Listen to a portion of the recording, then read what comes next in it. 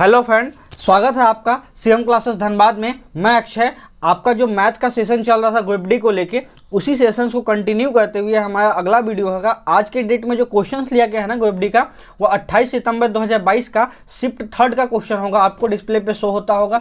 इसके जितने भी क्वेश्चंस आए हुए थे सभी क्वेश्चंस का सॉल्व करवाऊंगा। और ये वाला सेशन का आज ये 13 वीडियो है। इससे पहले 12 वीडियो आ चुके हैं। प्लेलिस्ट बना हुआ है, वीडियो के डिस्क्रिप्शन में प्लेलिस्ट मिल जाएगा। आप जाके वहाँ से विजिट कर सकते हैं और चेक कर सकते हैं जितने भी अभी तक वीडियो हुए हैं। बहुत अच्छा सेशन है, बहुत लोग पसंद कर रहे हैं इसको। इसमें क्या है ना, ऑप्शन से सॉल्व करने मैं बताऊंगा। ऑप्शन से सॉल्व अच्छा मेथड क्या हो सकता है। ट्रेडिशनल मेथड को हटा दीजिए, जो पहले इस्तेमाल होता था वो मेथड नहीं, क्योंकि क्वेश्चन भी बदल चुका है, कंपटीशन भी बहुत ज़्यादा बदल चुका है। तो कंपटीशन के अकॉर्डिंग ही हम लोग को ढलना पड़ेगा। कंपटीशन वास्ट हो गया है, उसी के अकॉर्डिंग अपने आप को ढालिए। पुराना ट्रेडिशनल मेथड एक्स स्क्वायर से मत सॉल्व कीजिएगा, नए टेक्निक को अडॉप्ट कीजिएगा। क्योंकि जब सॉफ्टवेयर में अपडेट आता है तो इंसान के अंदर भी अपडेट आना बहुत नीड हो जाती है। ठीक है, चलिए स्टार्ट करेंगे। आज का डेट 28 सितंबर 2022 का शिफ्ट थर्ड का क्वेश्चन है। क्वेश्चन को स्टार्ट करने से पहले मैं बता देता हूं, अगर आप लोग बुक लेना चाहते हैं तो केन पब्लिकेशन के साइट से आया हुआ बुक आप ले सकते हैं। ग्रुप डी के बुक बहुत अच्छा बुक है। 2025 एडिशन भी इसका अवेलेबल हो चुका है। 2022 का जितना भी सॉल्व पेपर है सभी को एक ही बुक में कंपाइल किया गया है। आपको एक ही बुक में सभी चीज़ों का कंपाइलेशन मिल जाएगा। बहुत अच्छा बुक है, आप जाके ये बुक ले सकते हैं। आपके नज़दीकी बुक स्टोर में भी अवेलेबल होगा। साथ में ऑनलाइन फ्लिपकार्ट, अमेजन में भी ये मिल जाएगा। ये बुक को ऑनलाइन बाय करना है तो वीडियो के डिस्क्रिप्शन में लिंक है, आप वहां से जाके इस बुक को बाय कर सकते हैं। साथ में अगर आपको मैथ को चैप्टर वाइज या टाइप वाइज सॉल्व करना है तो 10,000 MCQ वापस से आ गया है 2025 एडिशन का, तो ये जाके आप ले सकते हैं। बुक आप आ गया है मार्केट में, आप जाके बुक को ले सकते हैं। साथ में अगर आपको मेरे से पर्सनली किसी चीज़ों पे बात करनी है तो मेरे से इंस्टाग्राम पे ऐड हो सकते हैं। @अक्षय_अक्की का ये आईडी है, आप उससे कनेक्ट हो सकते हैं। तो चलिए इन सब के अपार्ट हम सेशन को स्टार्ट करेंगे। कैसे बनाइएगा, पेन कॉपी लेके बैठिए, वीडियो को पॉज कीजिए, खुद से सॉल्व कीजिए, उसके बाद देखिएगा सॉल्यूशंस क्या हो सकता है। बेटर वे का सॉल्यूशन, ऐसा सॉल्यूशन यूट्यूब में आपको नहीं मिलने वाला है। कुछ क्वेश्चन देखिए फिर आप बोलिएगा कि यस सर डेफिनेटली अच्छा सॉल्यूशन है। ठीक है, इसमें बोला है द्विघात समीकरण को सॉल्व करना है। आप बोलिएगा सही तो सब सॉल्व कर लेगा, ये तो आसान है, सभी लोग बना देंगे। लेकिन ऐसे बनाना नहीं ना है भाई। बनाना कैसा है वो देख लीजिए। पहले इसको सिंगल इक्वेशन में कन्वर्ट करते हैं। कैसे कन्वर्ट होगा, एक्स का एलसीएम लेंगे तो कितना हो जाएगा, x square minus 9x plus 20, ये आ गया। यहाँ तक कहीं किसी को कोई दिक्कत नहीं, ये आएगा टर्म, ये आएगा। अब इसके बाद देखिए कैसा सॉल्व होता है। यहाँ से ध्यान दीजिएगा, ये जो -9x है ना, तो इसका मतलब क्या है ना कि जोड़ के माइनस ना होना चाहिए, गुना करने के बाद 20 होना चाहिए। तो क्या क्या टर्म पॉसिबल है, -5 -4, ये दो टर्म पॉसिबल है। -4 -5 को जोड़िएगा तो -9 हो जाएगा, गुना कीजिएगा तो +20 हो जाएगा, पॉसिबल है। लेकिन जैसे ही आपसे मूल बोला जाएगा, साइन को बदल दीजिए, +5 हो जाएगा और +4 हो जाएगा। आंसर क्या हो जाएगा, +5 और +4, +5 और +4 इसका राइट आंसर हो जाएगा, जिसका मूल हो जाएगा। मूल कहाँ दिया है, ऑप्शन बी में दिया है। इसको इसी टेक्निक से बनेगा, आसानी से बनेगा। ठीक है, देखिए कितना इजी मेथड से मैंने बता दिया। एक्स लेके आपको डिस्क्रिमिनेंट निकालने का कोई नीड नहीं है। ठीक है, ऐसे ही बनाइएगा एग्जाम में। देखिए यही क्वेश्चन को ही बनाते हैं उसी तरीके से। आप कमेंट कीजिएगा अगर आप समझ गए तो इसका आंसर क्या होने वाला है, और बाकी मैं बताता हूँ। देखिए x² + 5x + 6 का मूल ज्ञात करना है। अल्फ़ा बीटा या निकालना है। यहाँ पे अल्फ़ा बीटा माइनस ये दिया हुआ है, तो इसको हम कॉमन ले लेंगे, एलसीएम ले लेंगे तो अल्फ़ा बीटा, यहाँ क्या हो जाएगा, अल्फ़ा प्लस बीटा। कुल मिला के हम लोग को निकालना अल्फ़ा प्लस बीटा और अल्फ़ा इंटू बीटा निकालना है। पहले अल्फ़ा बीटा क्या क्या होने वाला वो निकाल ले। दो मूल होने वाला इसका, मैंने वापस से बोला, जोड़ के 5, गुना करने के बाद 6, दो टर्म पॉसिबल है। क्या क्या पॉसिबल है सर, +3 और +2, +3 और +2, ये तो हो गया। लेकिन जैसे ही आपसे मूल बोला जाएगा ना, तो आप क्या बोलिएगा, साइन बदल दीजिएगा। आप बोलिएगा सर इसका तो आप बताए थे, साइन बदल देना है। बस क्या करना है, सिर्फ साइन को बदल देना है, बाकी सेम रखना है। मतलब अल्फ़ा हो गया आपके पास -3, अब बीटा हो गया आपके पास -2, ये पॉसिबल हो गया टर्म। अब इसको गुना करना है तो -3 इंटू -2 गुना कीजिए, यहाँ माइनस है, अल्फ़ा यहाँ पे alpha plus beta divided by alpha into beta, ये हो गया। इसको सॉल्व करते हैं। यहाँ पे क्या आ गया, यहाँ पे आ गया +6 और यहाँ पे आ गया कितना, माइनस, अंदर में क्या बचेगा, -5 और नीचे बचेगा आपका 6। जब इसको हम सॉल्व करते हैं तो कितना आ जाएगा 6 + 5/6, इसको हम लिख सकते हैं 36 5, 36 और 5 41, 41/6 लिख सकते हैं। यही 41/6 इसका बिल्कुल सही आंसर हो जाएगा। 41/6 कहाँ है सर? ऑप्शन डी में दिया हुआ है 41/6, यही इसका राइट आंसर हो जाएगा। कितना आसान मेथड से बना दिया। आपको भी एग्जाम में ऐसा ही बनाना है, एग्जाम ओरिएंटेड सॉल्यूशन यही होगा। डायरेक्ट मूल निकालिए और पुट कीजिए, एक्स लगा के टेंशन नहीं लेना है उन सब चीज़ों से, ठीक है। अच्छा, इसको सॉल्व कीजिए। एक और इक्वेशन आ गया आपके सामने, इसमें क्या बोला है ना, इसको सिंप्लीफाई करना। क्या करना सर? सिंप्लीफाई। क्या करना है पहले ध्यान से देख लिए, सिंप्लीफाई करना है। सिंप्लीफाई कैसे होगा? सिंप्लीफाई कैसे होगा, यहाँ देखिए, यहाँ पे पहले हम ऑप्शन, जब भी इस टाइप का क्वेश्चन दिखे ना, पहले सॉल्व करने से पहले एक बार ऑप्शन पे ध्यान दीजिए। ऑप्शन में देखिए +7 +7 +6 +7। अच्छा, +6 वाला पॉसिबल है क्या? यहाँ कांस्टेंट टर्म कब कब आ सकता है? एक ही टर्म है, +7 कांस्टेंट आ सकता है, तो मतलब +6 वाला आंसर नहीं होगा, ये तो आंसर नहीं होगा, ठीक है। ये कट गया, ठीक है। अब हम चेक कर लेंगे, माइनस आएगा x² में माइनस आएगा या x² में प्लस आएगा, ये चेक कर लेते हैं। x² कब कब बनेगा? इन सब के साथ बनेगा, यहाँ पे बनेगा। यहाँ पे क्या बनेगा? 3x² बनेगा, और यहाँ पे कितना बनेगा? -5x²। ओवरऑल x² कैसे आएगा? माइनस में आएगा, -x² आएगा। -x² कहाँ दिया है? एक ही ऑप्शन में, ऑप्शन डी में, जो कि x² जो है माइनस में है, ये प्लस में है, आंसर नहीं होगा। ये प्लस में आंसर नहीं होगा। देखिए, ऐसा ही बनाना है आपको एग्जाम ओरिएंटेड सॉल्यूशन, ठीक है। चलेंगे अब अगले क्वेश्चन पे। इसी मेथड से बनाइएगा, तभी आप एग्जाम में अच्छा स्कोर कर पाइएगा ऑप्शंस के थ्रू, और कम टाइम में कर पाइएगा, ये भी मैटर करता है, ठीक है। और गलत होने के चांसेस कम है। कम स्टेप बनाइएगा तो गलत कम होगा, ज़्यादा स्टेप में बनाइएगा, गिजमिज करके बनाइएगा, कॉम्प्लिकेटेड बनाइएगा तो मिस्टेक होने के चांसेस भी बढ़ेंगे, ये भी ध्यान रखना है, ठीक है। इंपॉर्टेंट लगेगा तो बगल में नोट करके नोट कीजिएगा, ताकि आपके लिए काफ़ी हेल्पफुल होने वाला है ये सब। 30,000 रुपये पर 2 साल के लिए वार्षिक रूप से संयोजित होने पे 7% इंटरेस्ट के साथ चक्रवृद्धि ब्याज आपसे पूछा गया। जब भी कंपाउंडली पूछा जाए, 2 साल का पूछा जाए, ध्यान से सुनिए, लिख लीजिए बगल में, जब भी चक्रवृद्धि ब्याज पूछा जाए, जब भी कंपाउंड इंटरेस्ट पूछा जाए, और वो भी 2 साल के लिए पूछा जाए, तो हम जो रेट ऑफ इंटरेस्ट होगा ना, उसका सक्सेसिव निकाल देंगे, वही 2 साल का होने वाला है। जैसे कि 7% पे जब आपसे पूछा जाएगा तो आप क्या बोलिएगा? सर इसका सक्सेसिव क्या होने वाला है? सर इसका सक्सेसिव क्या होने वाला? कंपाउंड इंटरेस्ट का सक्सेसिव क्या होने वाला है? क्या होने वाला 2 साल के लिए? आप बोलेगा 7% का सक्सेसिव, 7% का सक्सेसिव। कितना होता है 7 का? 7 + 7 + 7 × 7 / 100, ये होता है। इसको आप लिख सकते हो 14.49, ये लिख सकते हैं 14.49। यहाँ पे डेफिनेटली इसको लिखा जा सकता है 14.49। यहाँ पे चक्रवृद्धि ब्याज पूछा गया है, तो चक्रवृद्धि ब्याज निकालते हैं किसका? प्रिंसिपल का 14.49%। तो प्रिंसिपल आपका कितना है? 30,000 है सर, इसी का हम निकाल देंगे 14.49 निकाल देंगे, परसेंटेज निकाल देंगे। अब इसको सॉल्व कीजिए। परसेंटेज से पहले तो हट जाएगा 2 शून्य, 2 पॉइंट से 2 शून्य। देखिए यहाँ तक तो आपको दिक्कत नहीं होना चाहिए। फाइनली आपके पास बच जाएगा 3.3 आ जाएगा, और 1449 आ जाएगा। देखिए इसको जब भी सॉल्व कीजिएगा तो क्या आएगा? 14 या 42, 42 से तो ज़्यादा आंसर आएगा, 42 से ज़्यादा, 42 से ज़्यादा, 42 से ज़्यादा आंसर नहीं है। एक ही ऑप्शन बचा जो कि क्या है? 42 से बड़ा है। कौन सा है? ऑप्शन ए है। इन सब पे भी ध्यान देना है, ऑप्शन पे भी एक स्टेप लिखिएगा, फिर ऑप्शन पे ध्यान देना है। ऑप्शंस के अकॉर्डिंग कहीं एक ही ऑप्शन तो नहीं है, फिर सॉल्व करने में फ़ायदा नहीं है आपका, ठीक है। अब चलिए अगले क्वेश्चन पर चलते हैं। अगले क्वेश्चन पे चलेंगे। यदि एक बेलन की त्रिज्या और ऊंचाई 7 सेंटीमीटर 15 सेंटीमीटर है, बेलन का आयतन बताना है सर। आप बोलेगा बेलन का आयतन तो कितना आसान है, क्या होता है सर? बेलन का आयतन होता है πr² होता है। इसको सॉल्व करते हैं, ये सभी लोग बना लेंगे। लेकिन जब भी आपसे ऐसा पूछा जाए, जहाँ भी पाई देखे, पाई में क्या होता है? 22 होता है। अब 22/7 में क्या होता है? 2 × 11 होता है। 11 एक क्या है?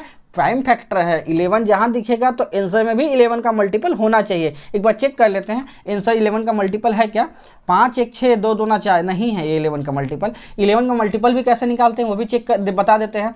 अल्टरनेट संख्या को जोड़ दीजिए, अब बाकी संख्या को घटा दीजिए। जैसे देखिए 5 है सेकेंड प्लेस पे, 5 के बाद अल्टरनेट क्या है? 0 है। दोनों को जोड़े तो 5 आया और 2 दूना 4 आया। इन दोनों के घटाने के बाद 5 में से 4 गया तो कितना बचा? 1 बचा। लेकिन ये 11 का मल्टीपल नहीं है। कैसे जानेंगे? होता अगर ये कट जाता, लास्ट में 0 दे दे या 11 का मल्टीपल आ जाए तो इसका आंसर पॉसिबल हो सकता है। ठीक है, ध्यान दीजिएगा। यहाँ पे देखें 3 × 3 यहाँ पे क्या आया 2 + 1 3, ये आंसर हो सकता है 11 का मल्टीपल है। ये देखेंगे 4 1 5 5 2 7 नहीं है आंसर, एक ही आंसर पॉसिबल है आपके पास, ऑप्शन कौन सा सी पॉसिबल है सर। ऑप्शन सी लगा के हम आगे बढ़ जाएंगे। बाकी सॉल्व करना है तो आप सॉल्व कर दिए, दोनों के डेटा गिवन है, बना के देखिए, इतना ही आंसर आ जाएगा। ठीक है, ये क्वेश्चन पे चलेंगे। यदि दो संख्याओं का अंतर 4 है और उनका गुणनफल 32 है, दो संख्याओं का डिफरेंस आपसे पूछा जाए तो आप बोलिएगा 4 है सर।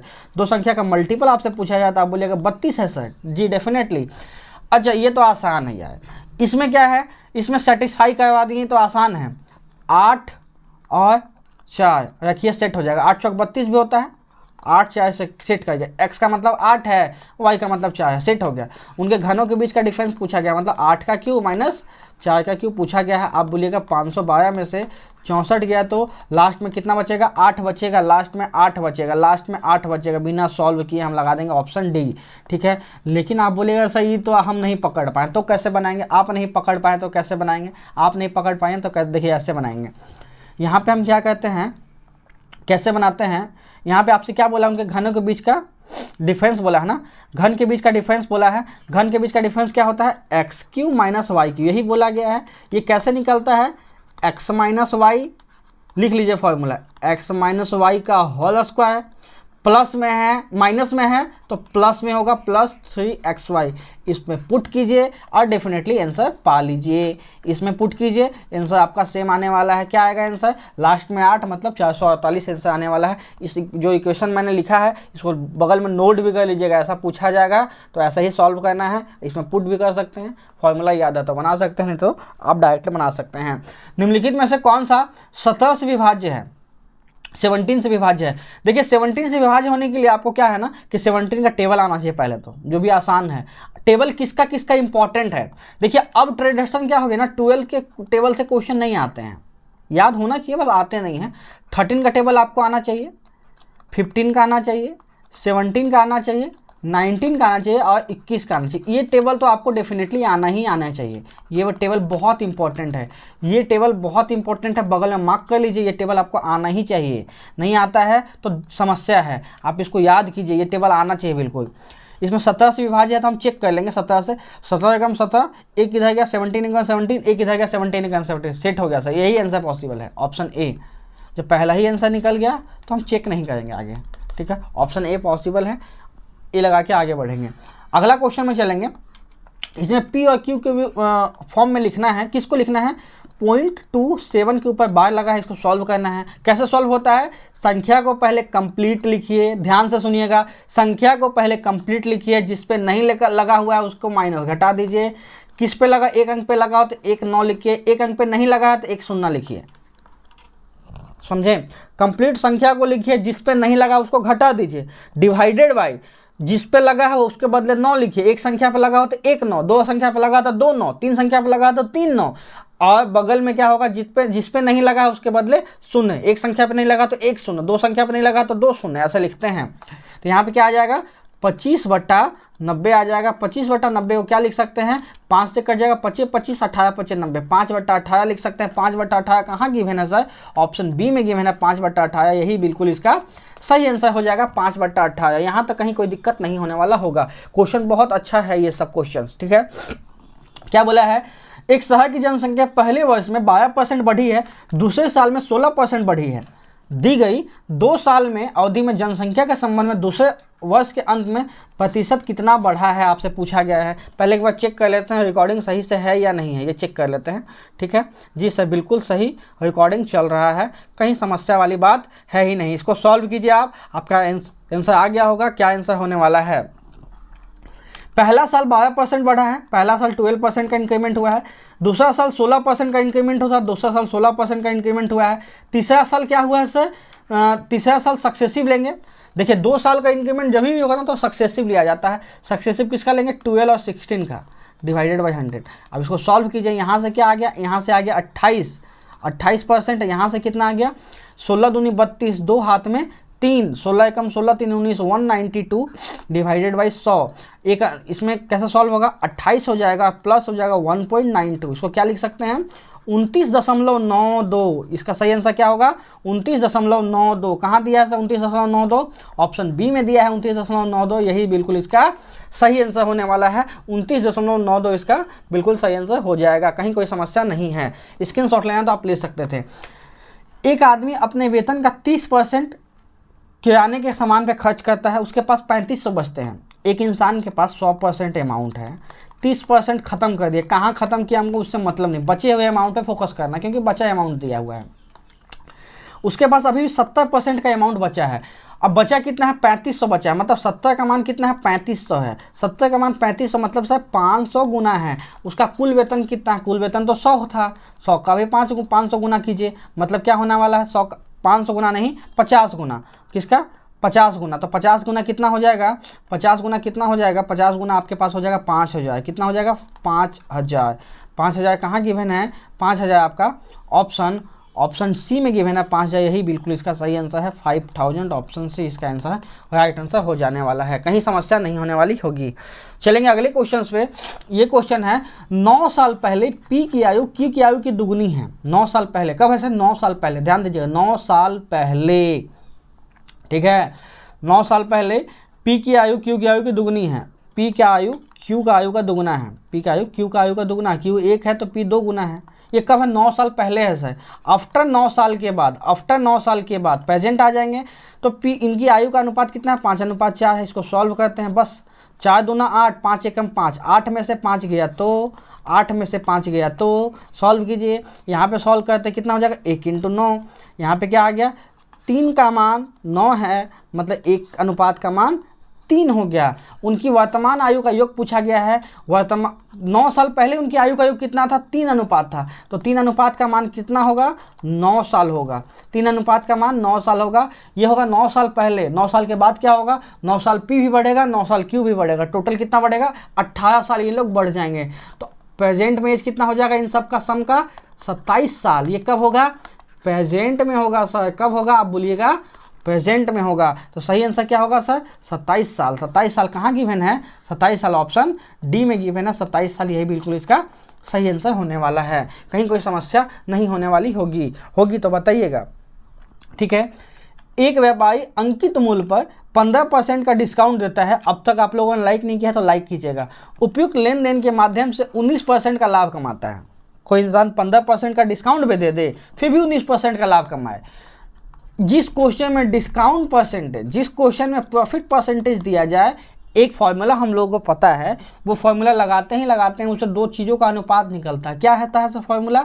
MP बटा CP का फॉर्मूला होता है। MP क्या होता है? मार्क प्राइस तो ज़्यादा होगा, मार्क प्राइस में प्रॉफिट को जोड़ेंगे और CP में डिस्काउंट को घटा देंगे, बस ये होता है। MP से CP का अनुपात निकाल देंगे। MP कितना हो जाएगा? 100% प्लस 19%। लिख दीजिए। CP कितना हो जाएगा? 100% माइनस 15%।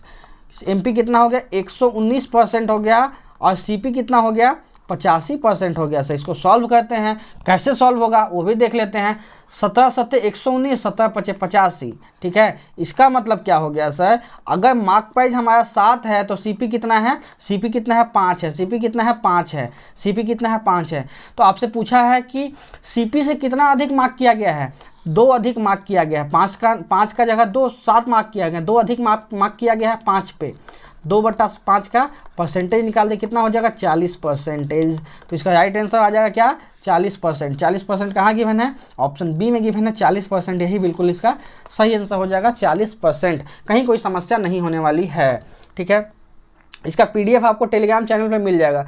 2-4 दिन का PDF नहीं भेजे थे, वो सभी मैं भेज दूंगा, ठीक है। नीलेश ने 5000 में कुछ जौ खरीदे, इसका आधा हिस्सा 20% के लाभ पे बेच दिया। यदि नीलेश 15% लाभ कमाना चाहता है तो शेष जौ का सेलिंग प्राइस क्या होने वाला है? आपको बताना है शेष जौ का सेलिंग प्राइस क्या होने वाला है, ठीक है। देखिए बनाने का इसका सबसे ओवरऑल मेथड है ना कि शेष जौ का सेलिंग प्राइस में कितना परसेंटेज का फायदा वो बता दीजिए, ठीक है। आधा हिस्सा मतलब क्या है? हम मानेंगे 1 kg एक में बेचा है तो 2500 को एक साइड बेचा है और 2500 को एक साइड बेचा है, ठीक है। यहाँ से तो आधा हिस्सा का मतलब 1 अनुपात एक अनुपात को 20% के लाभ पे और दूसरा अनुपात को X% के लाभ पे, ओवरऑल हमको 15% का प्रॉफिट हुआ है। ठीक है, यहाँ सॉल्व लिख दिए। अब इसको सॉल्व करते हैं, कैसे सॉल्व होगा, 20% प्लस X% इक्वल टू 15 दूनी 30, 30%। X का मान कितना आ गया, X का मान 30 में से 20 गया तो 10%।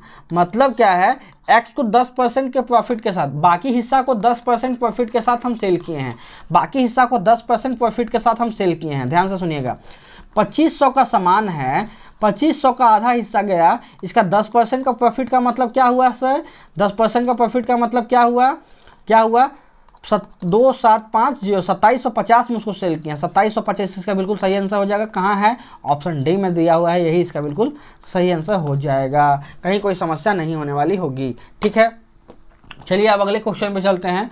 अगला क्वेश्चन है आपका, यदि x इतना दिया हुआ है तो x रूट x का मान बताना है। देखिए 1125 है, 1125 किसी का होता है क्या, रूट में नहीं होता है, 1125 किसी का नहीं होता है, 1125 नहीं होता है। तो इसको हम कैसे सॉल्व करेंगे, 4 4 8 9 से कटेगा, पहले 9 से काट के देख लेते हैं, 9 से काटेंगे तो कैसे आएगा, 9 से पहले काटिए तो 9 इंटू क्या क्या होने वाला है, 9 एकम 9, ठीक है सर, 9 एकम 9, 2 इधर गया तो 9 दूना 18, 9 दूना 18 और 4 9 पड़म 45। ठीक है, 9 इंटू 125 हुआ, इंटू 405 को हम क्या लिख सकते हैं, 81 इंटू 5 लिख सकते हैं, 81 इंटू 5, 81 इंटू 5 लिख दिए। ठीक है सर, अब इसको क्या लिख सकते हैं, 729 को लिख सकते हैं क्या, 81 इंटू 9 लिख सकते हैं। ठीक है, 81 इंटू 9 लिख सकते हैं, यहाँ तक कोई समस्या नहीं होने वाला होगा। ठीक है, अब जो जो कट रहा काट दीजिए, जो नहीं कट रहा उसको छोड़ दीजिए।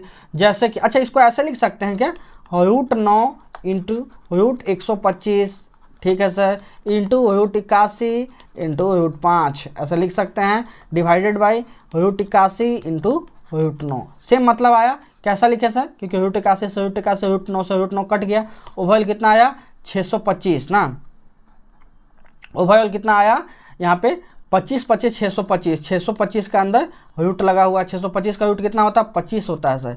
ये किसका मान आया, x का मान आया, x का मान कितना आया, x का मान आ गया 25, x का मान आ गया 25, x का मान आ गया 25। आपसे फाइनली पूछा क्या गया है, रूट x का मान, तो रूट x कितना हो जाएगा, 25 के आगे रूट लगा दीजिए तो 5 इसका सही आंसर हो जाएगा। सही आंसर इसका क्या है, 5 है।